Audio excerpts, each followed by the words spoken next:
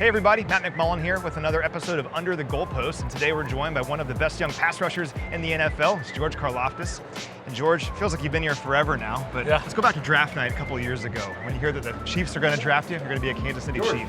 What was that feeling like? I was just super excited, super fortunate. I knew I was getting in a great situation over here. The first thing that went to my head really was thinking about other guys on the line, like Frank at the time and Chris Jones, so just got super excited, obviously, with all the recent success they had and just, couldn't wait to get going. You were getting double teamed like crazy at Purdue. Yeah. It had to be a great feeling knowing I've got Frank, I've got Chris, I'm going to get one-on-ones. You read my mind. Well, you've had a lot of success here, obviously, in the time since.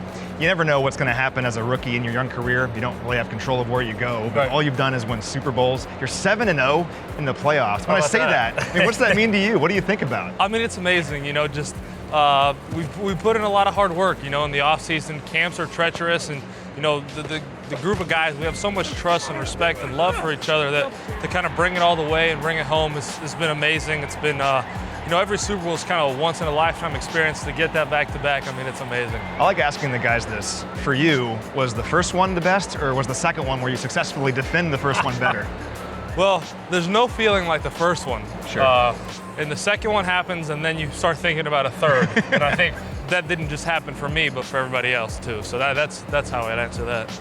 Now, the guy commanding you guys, your field general, is Steve Spagnuolo, one of the best coordinators in NFL history. Absolutely. What's it like playing for Spags? It's amazing. First of all, he has so much love for us. He's like a dad or a grandfather figure in the room, and it starts with that. When you can tell that a coach really, truly cares about you as a human being and is going to do right by you, it just means a lot, and you want to play hard for them. And, his play calling and success speaks for itself.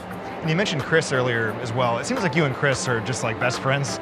What's it like playing with a player who's going to the Hall of Fame one day, but also takes you under his wing?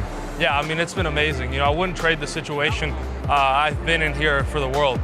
Just to have guys, not only like Chris, but like a guy like Carlos Dunlap and Frank Clark, amongst a bunch of other guys, that have helped me grow to the player that I am today. But to speak specifically about Chris, he's been amazing, not just for me, but for the room.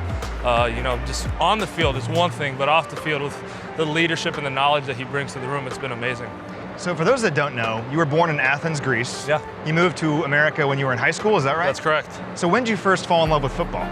I guess after I started playing for a little bit, I started playing it really, my friends were doing it, almost for the social aspect. And you're just better than everybody else? Kinda. I just fell in love with it after a little bit. Once I really understood what it was about and had a grasp that you like something that you're good at. So started getting better and better and started liking it more and more. You ever think how crazy it is that you adopted this sport when you were in high school and now you're playing it professionally at the highest level?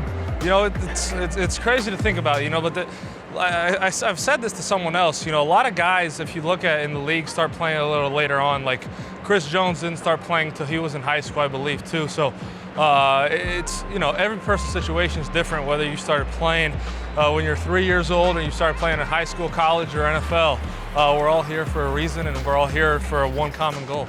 You were always an athlete. Was water polo your first love? Yes, it was. Okay. It definitely was. Water polo with track and field, those were my first two loves, yeah. And you were on, I think, the Greece under 14 team or something. Yeah, the national team, absolutely. I mean, water polo is incredibly taxing and difficult. It's very difficult. What'd you love about it? I loved everything about it. I've always loved being in the water. I'm from Greece, and that's kind of a very aquatic country, if you will. So I definitely loved every aspect of it. I loved the mental side of it, the physical side of it, just everything about it. It's also a very big sport in Greece, so I love doing it. We always talk about how, for Creed Humphrey, him being a wrestler kind of helps him in the NFL. Are there any connections with water polo where it helps you as a pass rusher? I don't know water polo specifically, but just doing a bunch of different sports growing up, I think definitely helped. And with water polo specifically, I'd say maybe the hand-eye coordination as well as some leg strength too that comes with it. Well, for Chiefs fans, I'm glad you left water polo behind and you decided to play some football. For you now, in year number 3, what's the next step for you as a player? What are you trying to get better at? For me, just focusing on the details, really refining my game and trying to get better every single day and every single game. I think the best teacher is experience. So just trying to build on everything we've done and try to do something special this year.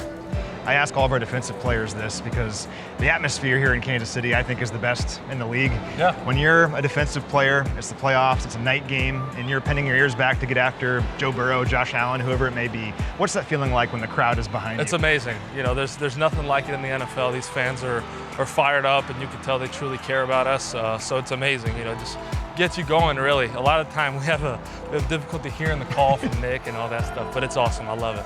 I mean, it really helps you, right? Like when you see the other quarterback trying to cover his ear holes. And they have to call timeouts and all that kind of stuff. It's definitely a big help.